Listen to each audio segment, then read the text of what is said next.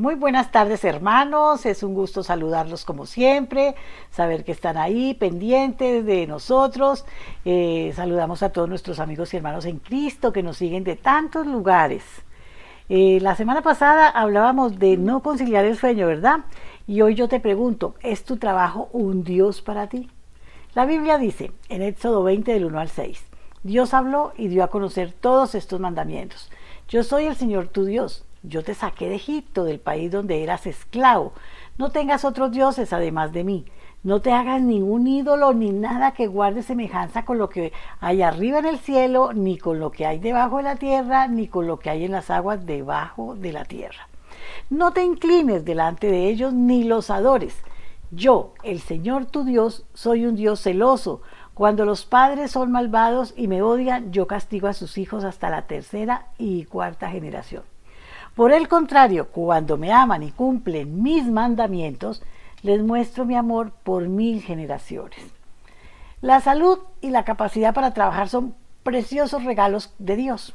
En estos tiempos en los que hay tantas personas desempleadas, todo aquel que tenga un trabajo y además esté lo suficientemente saludable para llevarlo a cabo, debe estar agradecido. Y como muestra de ese agradecimiento debe también ser responsable de cumplir sus obligaciones. Sin embargo, debe ser muy cuidadoso de no excederse en esa responsabilidad. En el pasado las personas solían trabajar e iban a casa a descansar y compartían con la familia. Y ahora, para remate, trabajan en casa y no se desconectan. Y cuando salen de paseo con las familias, están conectadas permanentemente al celular o a la tabla digital o al computador y no disfrutan del tiempo familiar. No sé si el trabajo está tomando el lugar de la familia o si la familia está dejando su lugar al trabajo. El trabajo de todo el mundo parece ser quienes ellos son. Tenemos la tendencia a establecer nuestra identidad en relación a lo que hacemos para ganarnos la vida. Lo ocupado que esté una persona se ha convertido en lo importante y valiosa que es esa persona. O sea, es un símbolo de su condición social. Yo trabajo mucho, yo soy muy importante, yo soy muy especial. Ante todas estas tendencias, cualquiera que sea nuestra ocupación, debemos mantener el trabajo en la perspectiva correcta. Dios y la familia son más importantes que la dedicación al trabajo. El trabajo es un don, no es un Dios. En el pasaje de hoy, por medio de Moisés, Dios le dio los 10 mandamientos al pueblo de Israel. El primero de ellos dice, no tendrás dioses ajenos delante de mí. Este concepto es mucho más amplio que el simple hecho de adorar ídolos, imágenes o cualquier otra figura creada por el hombre. Realmente significa que nada, absolutamente nada debe ocupar el primer lugar en nuestras vidas, el cual corresponde exclusivamente a Dios. Recuerda que estudiamos nuestro primer lugar, incluyendo nuestros empleos, ocupaciones, entretenimientos o cualquier cosa que nos ocupe el tiempo que debemos dedicar al Señor. Así les dijo Jesús a los fariseos y a los escribas, amarás al Señor tu Dios con todo tu corazón y con toda tu alma y con toda tu mente y con todas tus fuerzas. Este es el principal mandamiento. No hay mejor manera de mostrar amor a Dios que buscar su presencia antes de cualquier otra cosa, adorarle y obedecerle en todo. En segundo lugar, debemos considerar a nuestras familias que son bendiciones que recibimos de Dios y que vienen acompañadas realmente de todas las cosas maravillosas que el Señor nos da. Por medio del trabajo que Dios nos facilita podemos honrarlo a Él y cuidar a nuestras familias, ayudar a los que tienen necesidades. Es sumamente importante establecer prioridades de manera que hagamos todo en su debido orden y tiempo conforme a la voluntad de Dios. Ser conocedores de la naturaleza humana. Jesús aconsejó a sus discípulos en Mateo, buscad primeramente el reino de Dios y su justicia, y todas estas cosas os serán añadidas. Jesús les estaba hablando de las necesidades básicas, alimento, agua, ropa, vivienda, etc. Si ponemos a Dios en primer lugar, Él se encargará de suplir todas nuestras necesidades y nos bendecirá en todos nuestros aspectos de la vida. Comienza cada día buscando el rostro del Señor en oración. Lee su palabra, medita en ella y te sorprenderás cómo te rinde el tiempo en tu trabajo y podrás disfrutar mucho más de tu familia. Démosle gracias al Señor en esta tarde y digámosle, Padre Celestial, dame la sabiduría para conocer cuándo estoy haciendo un Dios de mi trabajo o de cualquier otra cosa que no seas tú. Y dame fuerza y valor para darte a ti el primer lugar en mi vida. Y esto te lo pido en el nombre de nuestro Señor Jesucristo. Amén, amén y amén. Los dejo en compañía de nuestro amadísimo pastor John Jairo. Amén. Ya casi viene la semana mayor, ¿no? ¿De quién? De descanso. Para muchos. Buenas tardes, hermanos. Dios los bendiga. ¿Cómo se sienten? Espero que bien. Y espero que dispuestos a recibir hoy un mensaje valioso. Va a ser un poquito extenso. Tome nota, por favor, desde ya.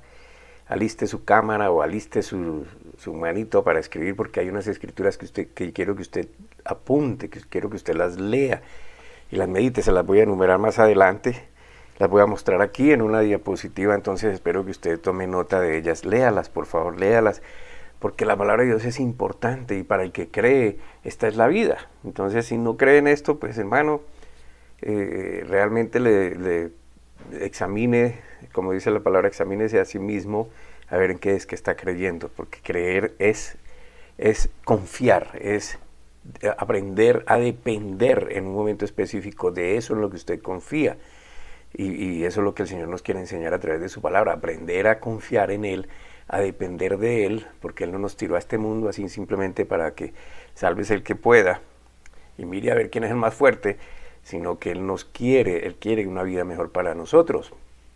Y por eso nos enseña muchas cosas sobre los aspectos de la vida. Básicamente yo creo que todos los aspectos de la vida a los que nos enfrentamos, y hay uno muy importante que es el que quiero tocar hoy, porque sé que algunas personas lo quieren escuchar. Entonces vamos a tocar este tema, y yo he hablado bastante de este tema en la congregación, pero este es otro punto de vista. Tal vez va a ser nuevo para muchos, amén.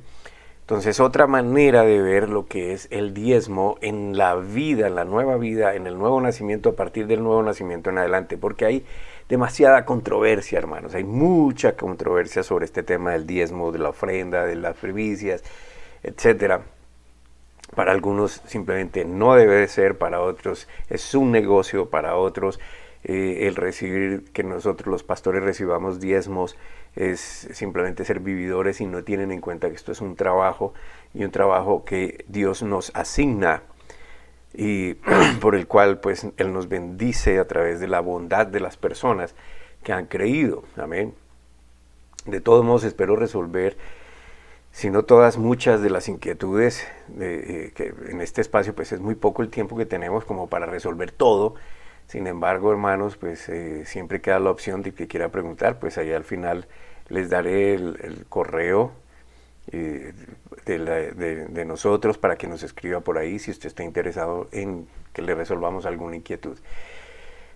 Vuelvo y digo, no soy un maestro divino, ¿cómo se llama? Graduado en divinidades y bueno, en fin, cosas de estas. Simplemente me acojo a lo que entiendo de la Biblia, que el Señor me ha revelado, y eso es lo que comparto. No domino todos los temas de la Biblia y soy honesto en eso, pues porque no quiero pretender ser lo que no soy. Así que hoy vamos a ver el diezmo en la nueva vida. Y prepárese por favor para tomar nota, como le dije. Entonces, en la invitación que hicimos o que hacemos al servicio por medio del WhatsApp, mandamos el tema y la hora y por dónde pueden vernos, y ojalá usted quiera suscribirse a nuestro canal. Ahí está debajo del canal, suscribirse debajo en YouTube, debajo de la imagen. Entonces puede suscribirse. ¿Y qué pasa? Que con esto, cada vez que nosotros enviemos algo por aquí, le va a llegar la notificación, y eso es todo, amén. Entonces, como les dije, este tema controvertido, negado por muchos, rechazado, y por otros mal usado sobre el diezmo, y en eso pues los demás no somos culpables cuando las personas que reciben el diezmo no lo usan o lo mal usan, y entonces por eso muchas personas ya dejaron de hacerlo. Y es algo muy importante, hermano, en la vida del cristiano, pero que estratégicamente el enemigo de las almas ha desprestigiado usando diferentes medios, incluyendo aquellos predicadores que por su gran ignorancia, falta de lectura, de comprensión bíblica, se han encargado de mal usar los fondos recogidos en las congregaciones o de rechazarlo completamente, tratando de mostrarse humildes y sabios en esto y complacer a otras personas. Y recuerde que usted no está para complacer a los hombres, sino a Dios. Entonces unos lo han mal usado y han hecho todos un negocio de esto, otros sencillamente no creen que tengan que recibir lo que no son dignos. En fin, yo no voy a pelear con eso. Yo qué es lo que creo, lo que dice la Biblia y lo que entiendo que dice la Biblia que el Señor me ha dado a conocer. Ahora, no debemos olvidar que Dios es el soberano que instruyó tanto al pueblo de Israel como a todo el que realmente quiere depender por fe de Él. Escuche, la fe, hermano, la fe es algo que usted, no es una emoción, no es un sentimiento, la fe es por el oír y el oír de la palabra de Dios. ¿Qué quiere decir esto? Usted escucha que Dios dice algo, primero tiene que creer que Dios existe, segundo que Dios es verdadero, aunque usted no lo sienta con sus sentidos, no lo perciba, y tercero que la Biblia es la palabra de Dios. Si usted no cree en esto, pues entiendo que usted no va a aceptar muy bien lo que Dios le enseña. Amén. Pero aquel que lo entiende, que lo cree, mire el proceso, lo escucha, lo entiende, lo cree, lo aplica. Amén. Entonces, eso es aprender a depender por fe de Dios. Y todo lo que Dios ha dicho es ley. Amén. La palabra de Dios se cumple, por eso es ley. En el sentido de su cumplimiento, de su veracidad y de lo que habrá de pasar. No importa si lo que Dios dice está expresamente dicho en los 10 mandamientos o no. Todo tiene relación con ellos porque se tratan del amor a Dios y del amor hacia los demás.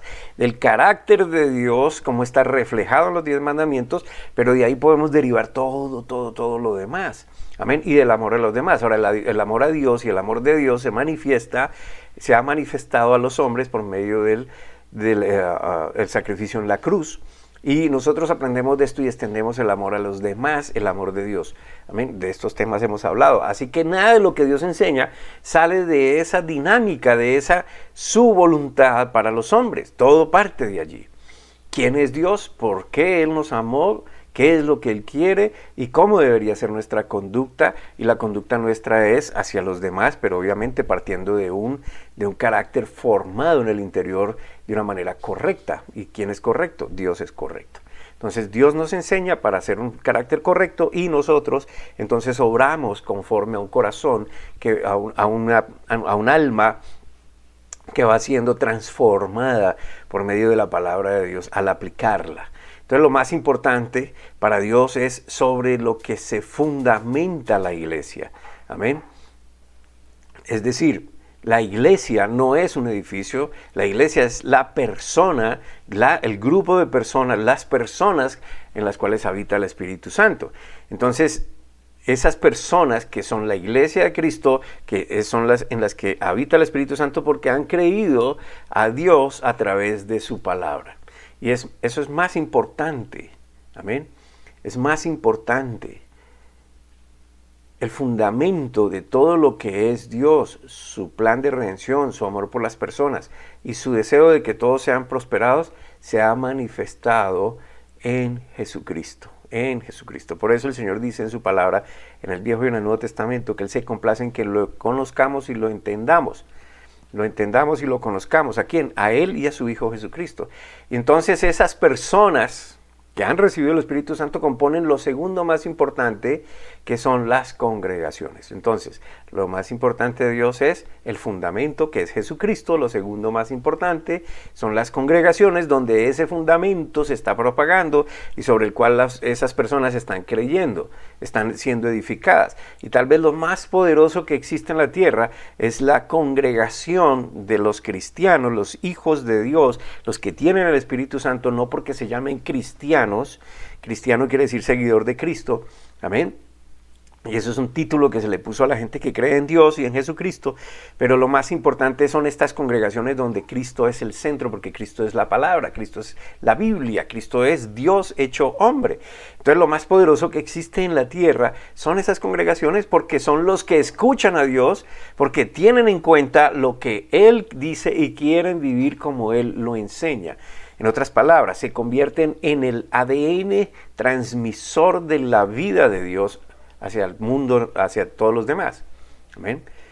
Y lo tercero, más importante, hermanos, es lo que la iglesia transmite cuando está alineada con la verdad de Dios.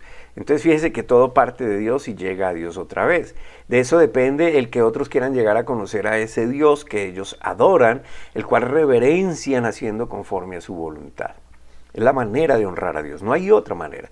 Usted no dice gloria a Dios y alabo a Dios simplemente con su boca. Es algo que nace ya por el conocimiento y el entendimiento. Amén. Con esto en mente, entremos en el tema del diezmo en este tiempo. ¿Cuál tiempo? En el tiempo de la gracia o bajo el nuevo pacto. El pacto donde la gracia de Dios se ha manifestado en Jesucristo. Que es gracia, regalo inmerecido, donde el regalo inmerecido de Dios se dio a los hombres a través de Jesucristo por el sacrificio en la cruz. ¿Cuál regalo? La salvación. Usted, yo, ninguno la merecíamos. Todos pecadores, alejados de Dios. Él pagó por el pecado de todos. Él perdona el pecado de todos a través del sacrificio de Jesucristo. En la resurrección Él vence el que tenía poder sobre nosotros y que nos tenía condenados a la muerte eterna, y entonces por fe entramos en esa protección, en esa justificación, y Él entonces nos hace suyos. Él nos hace suyos. Yo no me hago hijo de Dios, Él me hace su hijo por medio de la fe. Amén. Eso se llama gracia, regalo inmerecido. Entonces, como dije antes, las congregaciones son lo segundo más importante en las manos de Dios, porque es donde el amor de Dios puede ser practicado sin restricciones entre los hermanos. ¿Cómo? Compartiendo los dones repartidos por el Espíritu Santo, dones, esos dones que explica la Biblia, donde están allí para disposición de que todos aprendamos el carácter de Dios que nos va transformando. Amén. Y esos dones deberían manifestarse para que todos crezcamos en sabiduría, en humildad, en fe, en mansedumbre, en fin, empecemos a dar un fruto. Es allí donde nosotros, las personas que acudimos a estos lugares, a las congregaciones, aprendemos a escuchar, a entender y a aplicar la palabra de Dios para ser transformados. Aún así, ahora las congregaciones están desapareciendo o se están transformando, hermanos, en sitios de entretenimiento, donde la gente simplemente va a divertirse, a sentirse bien, o a donde van a socializar simplemente, donde pueden recibir algo de paz y al momento sublime, y la gente, honestamente, porque no lo digo, van allí, quieren encontrarse con Dios, pero eso no es el todo. Entonces la congregación, ¿qué es? Es donde nosotros vamos a escuchar, a aprender, a practicar y a transmitir lo que el Señor nos quiere enseñar. Amén. Pero bueno, no juzgamos esa cuestión, cada uno responderá ante Dios lo que ha hecho. Ahora, por supuesto que esto ha traído consecuencias graves para el creyente.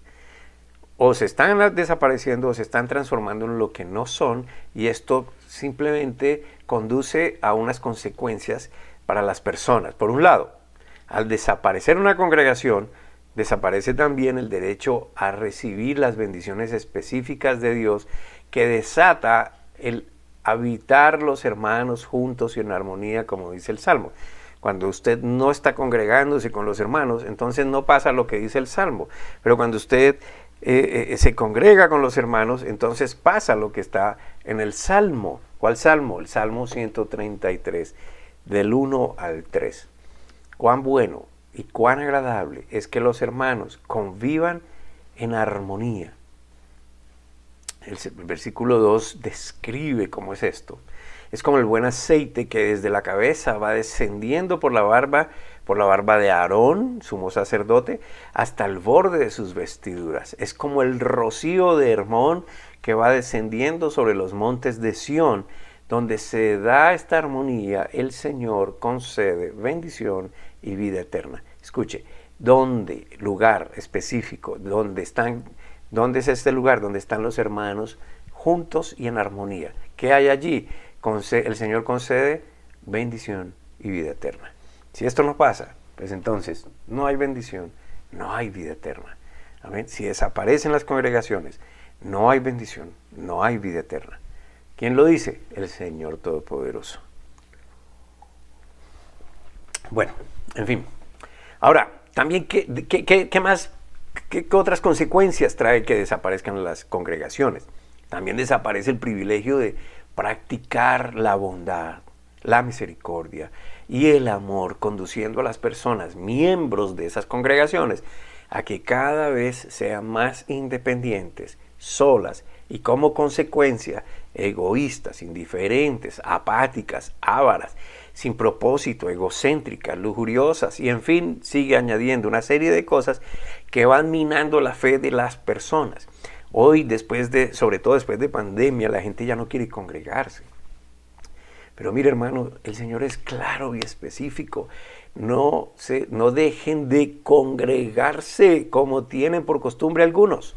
Amén. Porque si Dios dice que congregarse es importante, lo que hay es que entender la razón del por qué.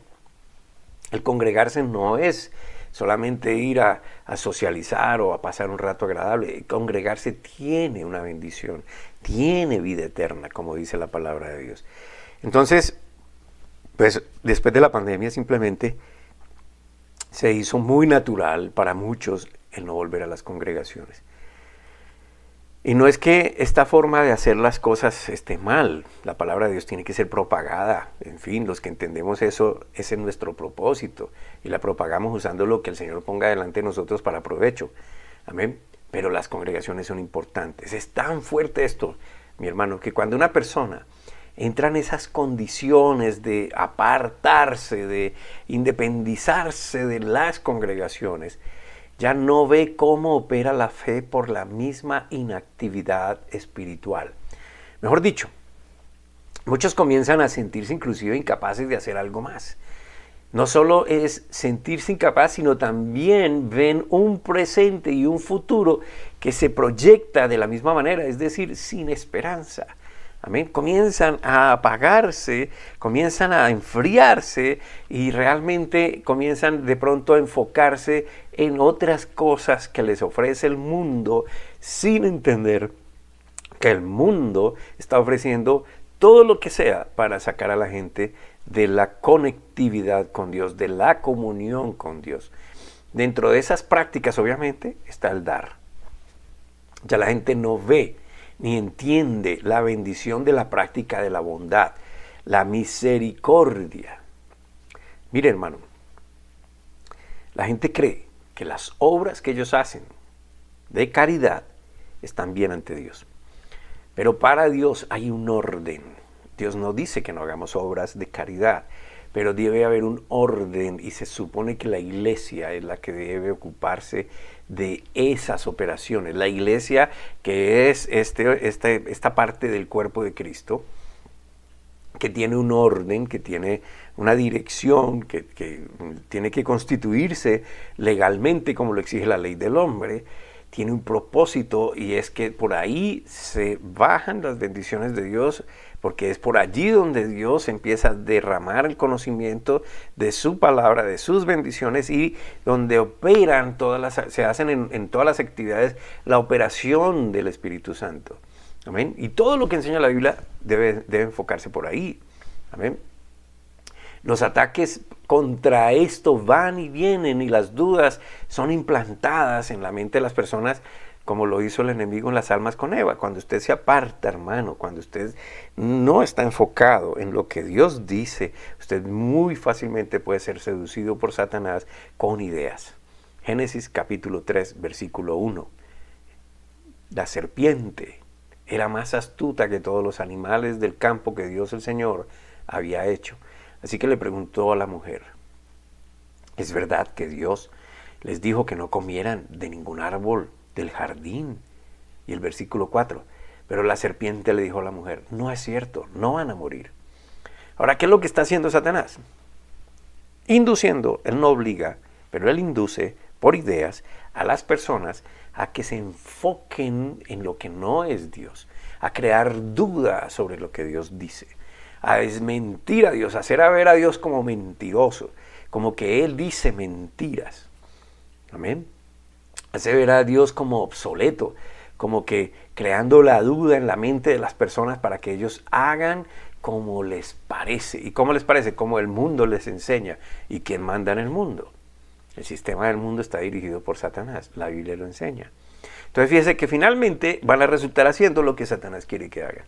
Y eso no es bendición para las personas. Como decía Cielo, hoy por hoy, la gente ha aprendido más a depender de su trabajo, a ser esclavizada por su trabajo, porque creen más en la provisión que les da el trabajo y no en la provisión que Dios les puede mandar cuando se disponen para Él. No hay fe en Dios, no se tiene en cuenta lo que Dios dice y menos se quiere hacer como Él enseña. Si usted dice, mi hermano, que usted cree en el Señor Jesucristo, que usted le cree a Dios, entonces usted debe creer y no simplemente leer y mirar y estimular sus sentidos con la palabra de Dios. Usted debe hacer como Él le dice. Amén. Si eso es lo que usted dice que cree. Porque de resto, si no hay fe en Dios, pues usted no va a hacer como el Señor le dice. El Señor dijo, ¿y por qué me dicen Señor, Señor? Y no hacen lo que yo les digo. Cuando uno dice, Él es mi Señor, está diciendo, Él es quien me dice lo que yo hago, porque Él es el que me ama y Él quiere lo mejor para mí y Él no me va a hacer mal. Y lo que Él me enseña es bendición. Así de sencillo es. Lo que la gente no acaba de comprender es que todo lo que Dios enseña al hombre para corregirlo y guiarlo, ¿y corregirlo en qué sentido? Eso que usted hace no está bien, dijo, haga esto y verá que le va a ir bien. Eso es corregir. Amén. Guiarlo, vaya por esto, no se endeude, no maldiga, no sea iracundo. Lo está guiando. Amén.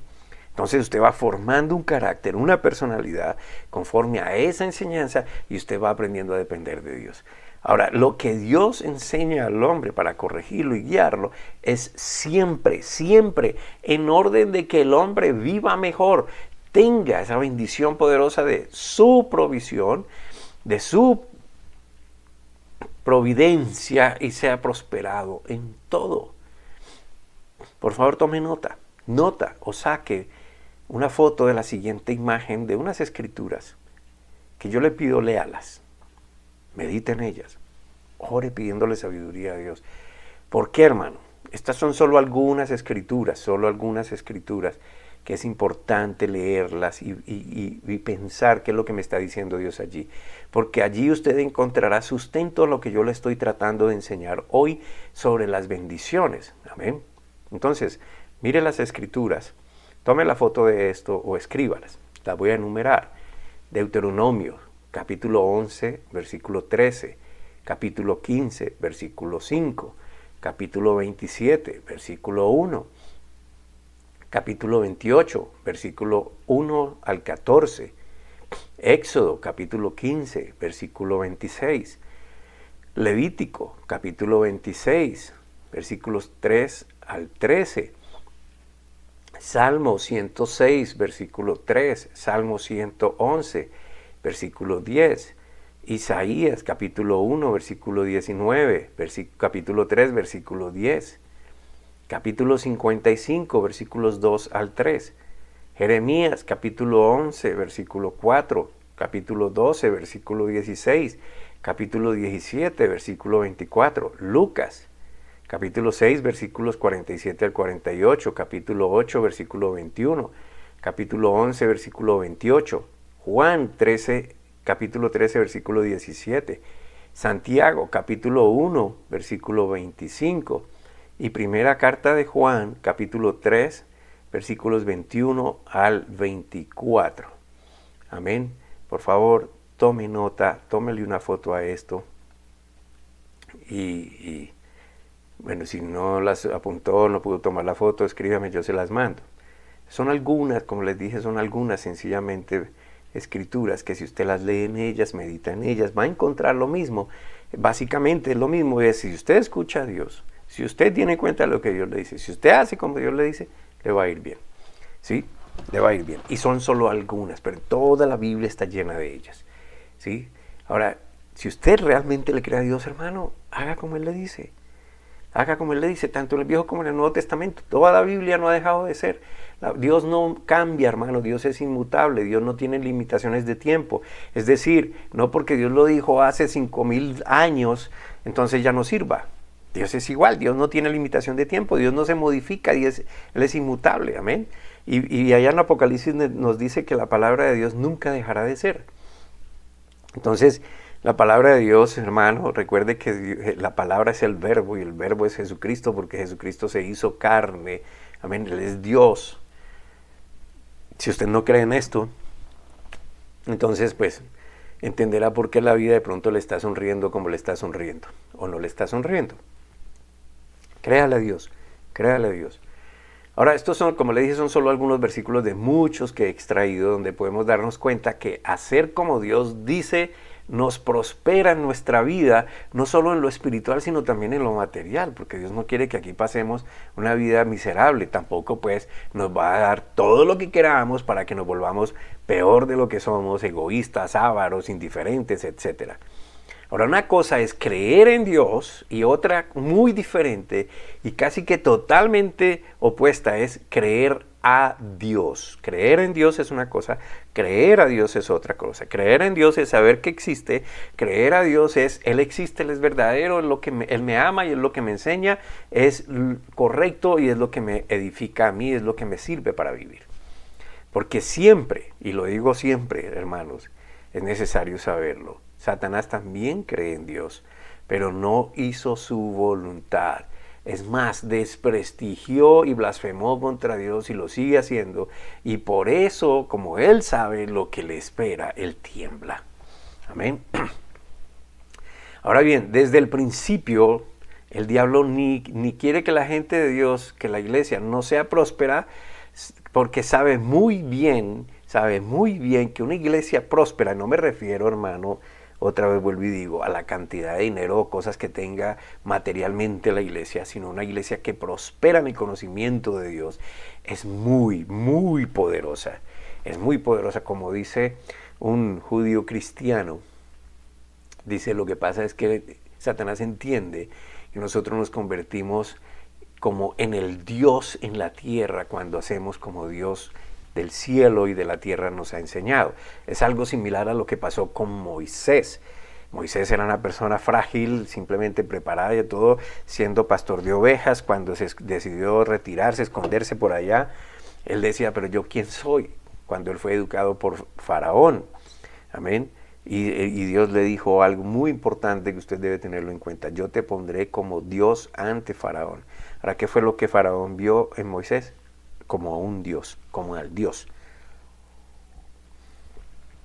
Obviamente, entendamos las proporciones, amén, guardando esas proporciones. Pero cuando la iglesia es prosperada en su alma, prospera económicamente, amén, me refiero a cada persona, tiene lo suficiente para vivir, lo suficiente para disfrutar su vida, amén. Pero también se vuelve una iglesia que va combatiendo y expulsando todo lo que no sea de Dios. La pobreza, la enfermedad, la tristeza, la ansiedad, la depresión, la angustia, todo eso, mi hermano. Y solo para poner un ejemplo, y no para exaltar a una nación, podemos fijarnos en Israel. Aun cuando esta nación de Israel no ha sido el pueblo fiel a Dios, Él sí ha cumplido su promesa, a pesar de ellos mismos, sobre ellos en cuanto a ser de ellos una nación poderosa y próspera. Amén. Porque Dios se lo prometió. Dios le prometió, usted va a encontrar en la Biblia que Dios les dice, no habrá pobres entre ustedes. En Israel no hay pobreza. El que menos tiene para vivir tranquilo. Ahora bien, el problema no es entonces que Dios prospere a sus hijos cuando estos hacen como Él enseña.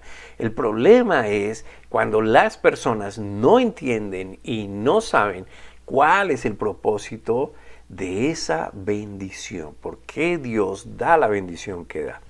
La mayoría de las personas buscan el bienestar financiero, pero usan a Dios de manera que les conceda esas bendiciones. No saben lo que piden. Y si acaso son prosperados, entonces Ya no es Dios quien me prosperó, sino que atribuyen a su poder, a su capacidad, el que lo sean. Por eso Dios quiere que entendamos su voluntad. Amén. Miren lo que le pasó al pueblo de Israel, mejor dicho. Dios les anuncia lo que pasa en el corazón de los hombres cuando no entienden la bendición que reciben. En Deuteronomio capítulo 8. Deuteronomio 8, y voy a leer del 11 al 14. Cuídate de no olvidarte del Señor tu Dios. Ahora, hermano, perdón, hago un paréntesis. Olvidarme no es que no me acuerde todos los días de Él. De decir, Señor, gracias. No. ¿Qué es olvidar al Señor nuestro Dios? Es ignorar lo que Él dice. Eso es olvidar. Ignorar lo que Él dice. Operar conforme a mi propio criterio. Proverbios 3, 3 al 5. Salmo 37. Nos advierten sobre cuidar de no escuchar nuestra propia capacidad. ¿Amén? Entonces dice, cuídate de no olvidarte del Señor tu Dios para cumplir sus mandamientos, sus decretos y sus estatutos que yo te ordeno hoy. No sucede que comas y te sacies y edifiques buenas casas en que habites, y tus vacas y tus ovejas se aumenten, y la plata y el oro se te multipliquen, y todo lo que tuvieres se aumente. Y eso enorgullezca tu corazón, y te olvides del Señor que te sacó de la tierra de Egipto, de casa de servidumbre. Versículo 17, saltemos. Y digas en tu corazón, mi poder y la fuerza de mi mano me han traído esta riqueza. Es una respuesta casi que natural del hombre el darse o atribuirse su propio mérito en sus éxitos, su propia gloria, para gloriarse. Olvida al hombre que Dios es el dueño de la vida, el dueño de todo lo creado, que nos ha dado todo a administrarlo. Y luego Dios dice en el versículo, estamos otra vez en Deuteronomio 8, versículos 18 y 19, sino acuérdate del Señor tu Dios. Acuérdate. Porque Él te da el poder para hacer las riquezas, a fin de confirmar su pacto, subraye, confirmar su pacto, que juró a tus padres como en este día. Pero si llegares a olvidarte del Señor tu Dios y anduvieres en pos de dioses ajenos y les sirvieres a ellos, y a ellos te inclinares, yo lo afirmo hoy contra vosotros que de cierto pereceréis.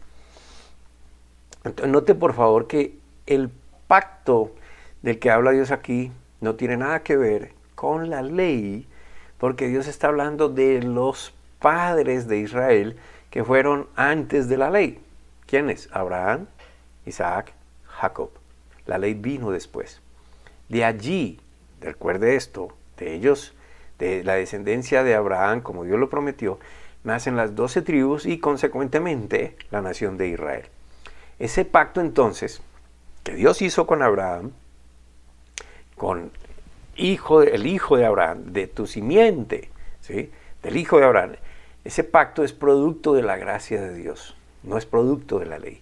Dios quiso bendecirlos haciendo un pacto con ellos, no ellos con Él, sino Él con ellos, porque no eran capaces de mantenerse fieles al pacto, lo que Dios sí hace. Un comentario aparte, cuídese de hacer pactos con Dios. Usted no tiene por qué hacer pactos con Dios. Él hizo un pacto con los hombres a través de Jesucristo. Es el pacto de la nueva sangre. Usted no tiene por qué hacer sacrificio, no tiene por qué hacer pactos. Usted simplemente créale a Dios, haga como Él dice y verá. Ahora pasemos a otra escritura en el Nuevo Testamento, a Hebreos capítulo 7. Y vamos a leer allí del versículo 7 al 10. Hebreos capítulo 5, versículos 7 al 10.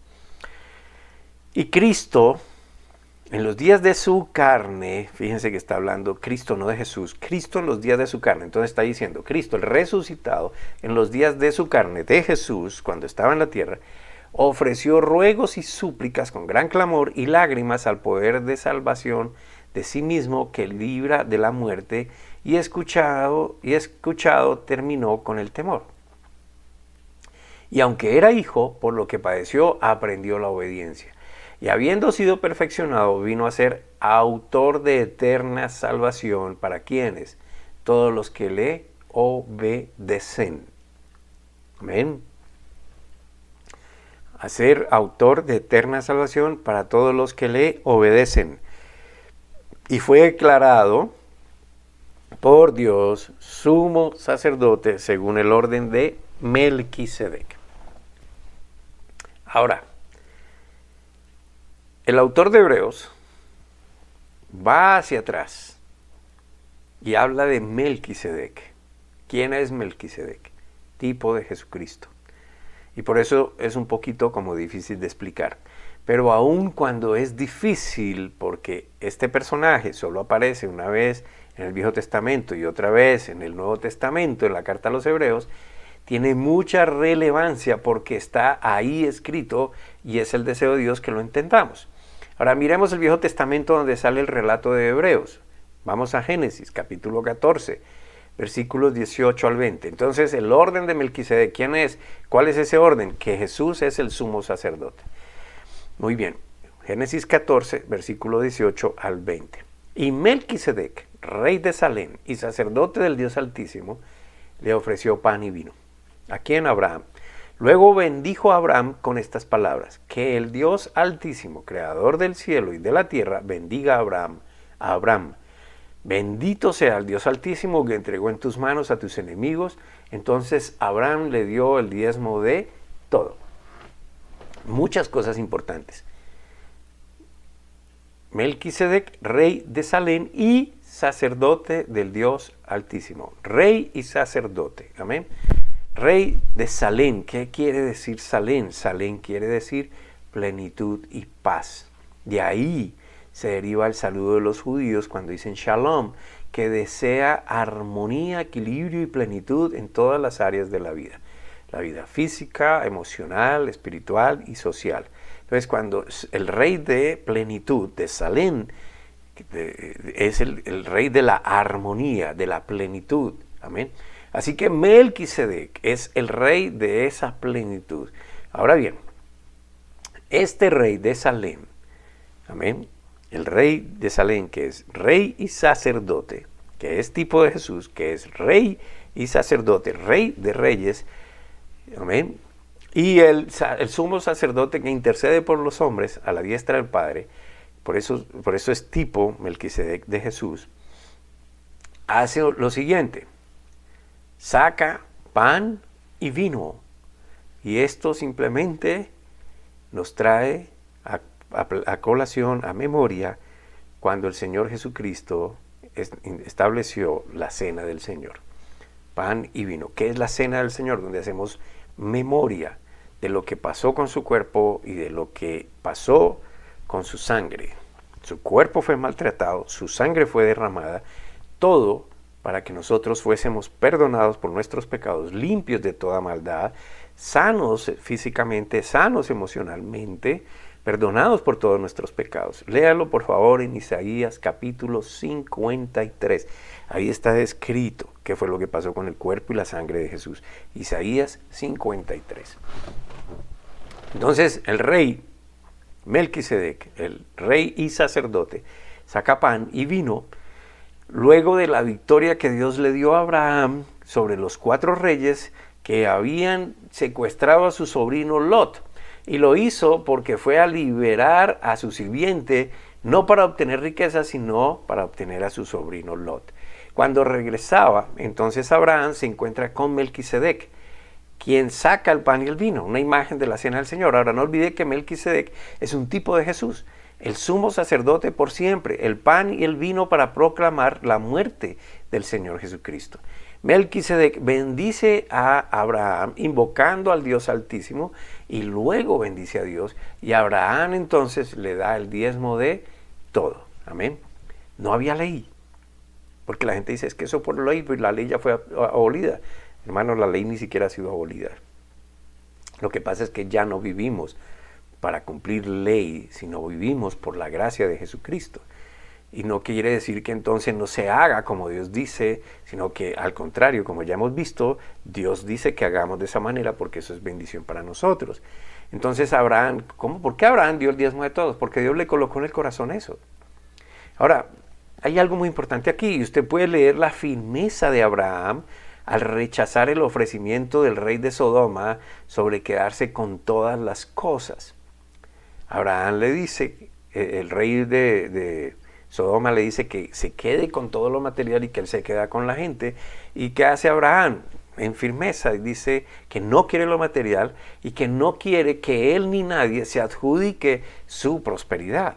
Y no porque sea indigno tener riquezas, hermanos, sino porque Dios era su proveedor y él sabía que Dios era su proveedor.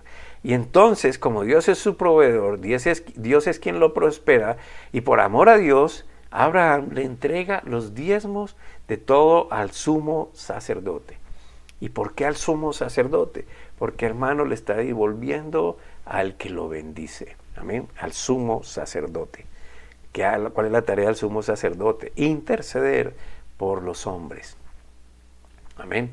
Ahora, el amor no es amor solo por decirlo o pronunciarlo. El amor se manifiesta cuando se da, cuando se retribuye a lo que Dios ha dado. Recuerde usted que el ejemplo del amor es Jesucristo. Él despojó de todo y dio todo para que usted y yo pudiéramos estar en la presencia de Dios. Ahora, usted no da para que Dios le retribuya más de lo que usted da, porque usted quiere ser rico. Usted da por amor a Dios. ¿Y cómo se manifiesta este amor a Dios, hermano? Dios no necesita nada de usted. Entonces usted lo da ¿cómo? ¿A quién? A los demás, sabiendo que los demás necesitan oír de Dios, necesitan saber cuánto Dios los amó. Usted da porque es una instrucción de Dios para su propio beneficio espiritual al aprender a confiar en Él y sus promesas de abastecimiento. Usted da porque Dios le quiere dar más, no solo en materia, sino en plenitud de su alma. Usted da porque usted entiende que de esa bondad, al usted dar, otros pueden beneficiarse. Porque usted, hermano, enseña su fidelidad a Dios de esta manera. Lucas capítulo 16, versículo 10. Lucas capítulo 16, versículo 10. El que es fiel en lo muy poco, también es fiel en lo mucho.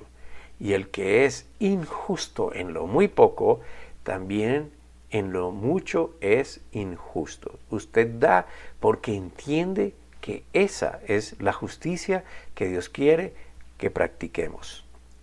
Miremos otra escritura, ahí mismo en Lucas 16, versículos 11 al 12. Lucas 16, 11 al 12.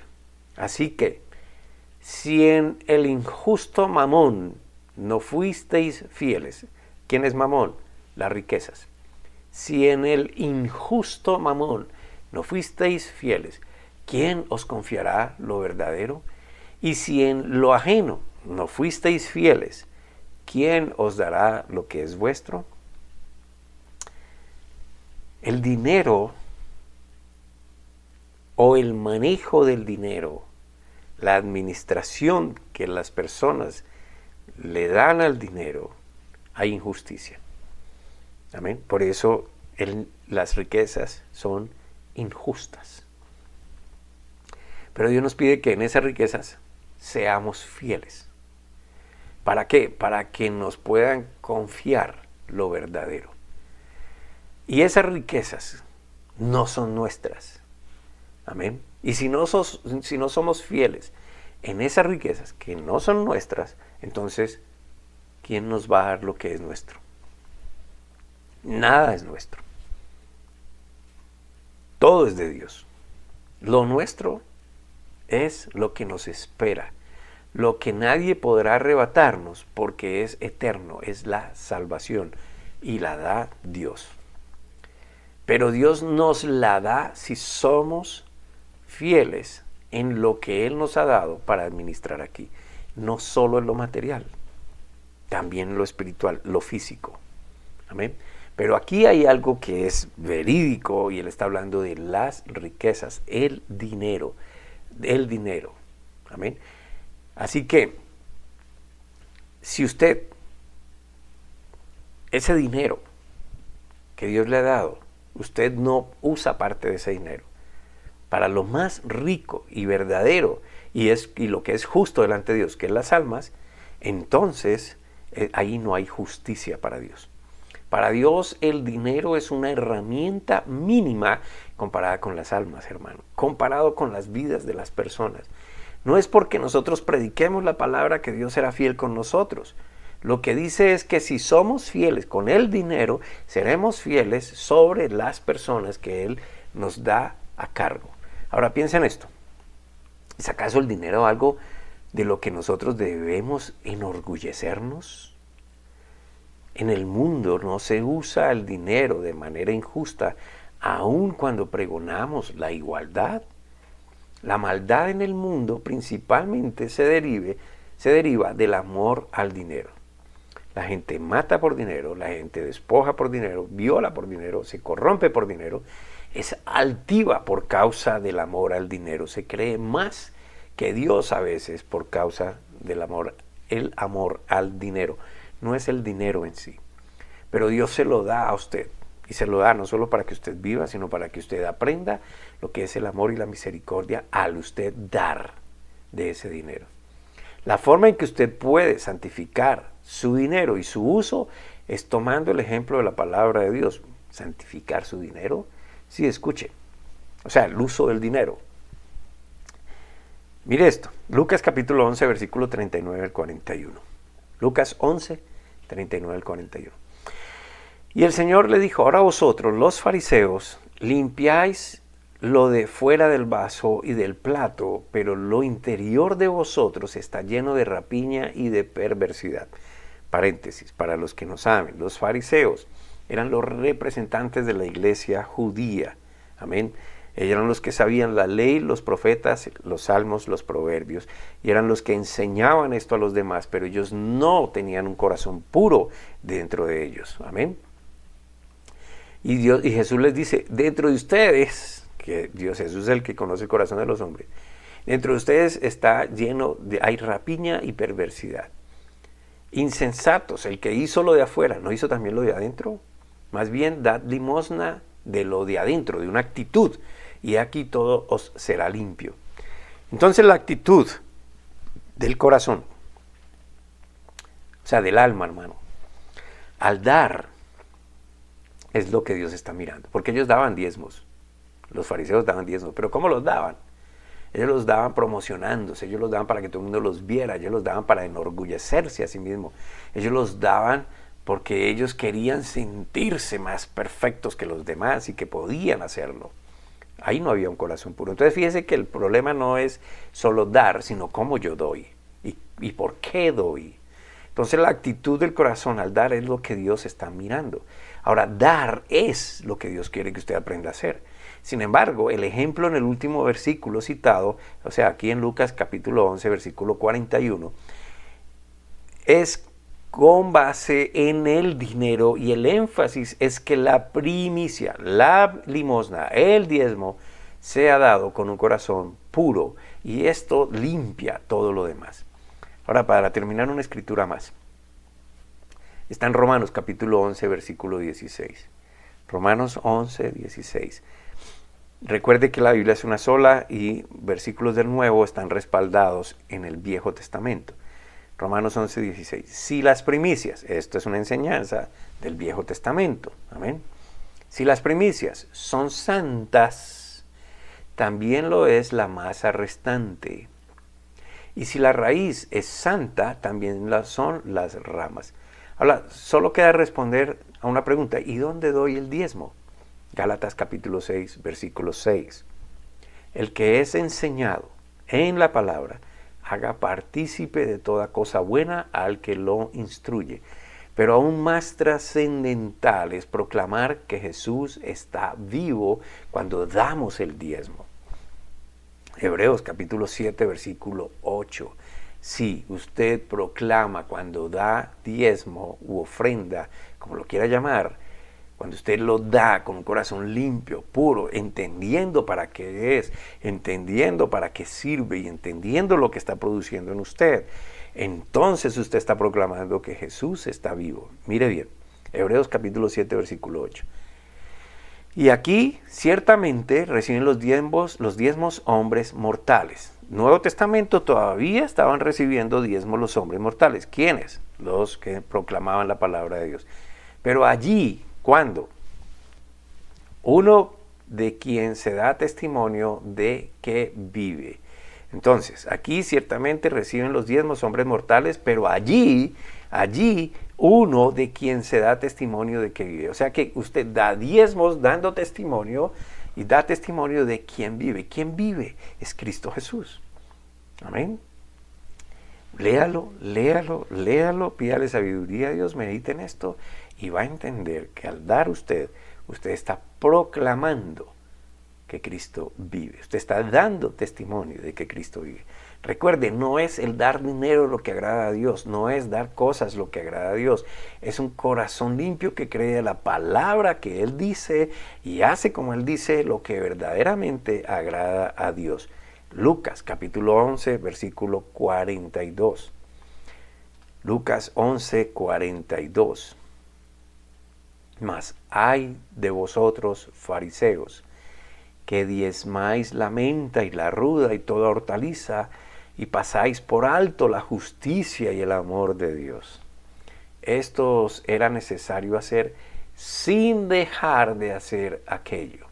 Es decir, ustedes tenían que hacer lo del diezmo, era necesario sacar el diezmo, pero sin dejar de hacer lo necesario que era lo demás, que un corazón limpio, la justicia y el amor de Dios. No es por ley, es por amor a Dios. Y para que Dios le revele la última escritura. Hebreos capítulo 7, versículo 5. Ciertamente los que de entre los hijos de Leví reciben el sacerdocio, tienen mandamiento de tomar del pueblo los diezmos según la ley, es decir, de sus hermanos, aunque estos también hayan salido de los lomos de Abraham. Y como dije, argumentos Abraham para decir, pero es que ahí está hablando de la ley, ya estamos en la gracia, hermano. Si usted quiere leer en el Nuevo Testamento cómo Pablo bendijo a aquellos a quienes le bendijeron cuando le dieron para sus necesidades, las enseñanzas de Pablo para repartir, para recibir y para instruyendo a los demás para dar, están completamente de acuerdo con las del Viejo Testamento. Entonces, no es por ley, porque Abraham no estuvo bajo la ley y Abraham dio los diezmos de todo, es por amor a Dios. Amén. Es por dar testimonio de la vida de Cristo, es por practicar la justicia y el amor. Amén.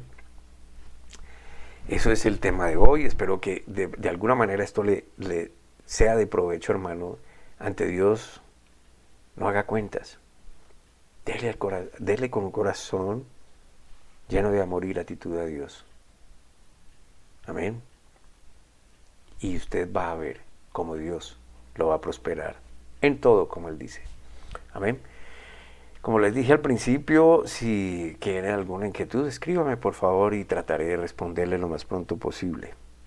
Le prometo que su correo no saldrá de mi conocimiento. Y por otro lado, si usted quiere colaborarnos económicamente para que sigamos avanzando, sigamos concentrados en la labor que Dios nos ha encomendado de llevar la palabra a todos, pues aquí le dejo esta información y de antemano ruego y pido a Dios que lo prospere no solo en su parte, en la parte material de su vida, sino en su alma, con el aspecto espiritual, el aspecto físico, el aspecto social y obvio el aspecto material de su propia vida, no solo suya, sino de su casa, de su descendencia. En el nombre de Cristo Jesús te doy gracias, Padre. Gracias por el privilegio de llevar tu palabra a los demás. Que esa palabra, Señor, sea multiplicada, sea prosperada en la mente de los que nos escuchan y que tú seas revelado a través de ella en cada persona, para que ellos entiendan que no somos los hombres, sino que eres tú, el que hace las cosas, el que las ha hecho y el que las hará. En el nombre de Cristo Jesús. Amén y amén.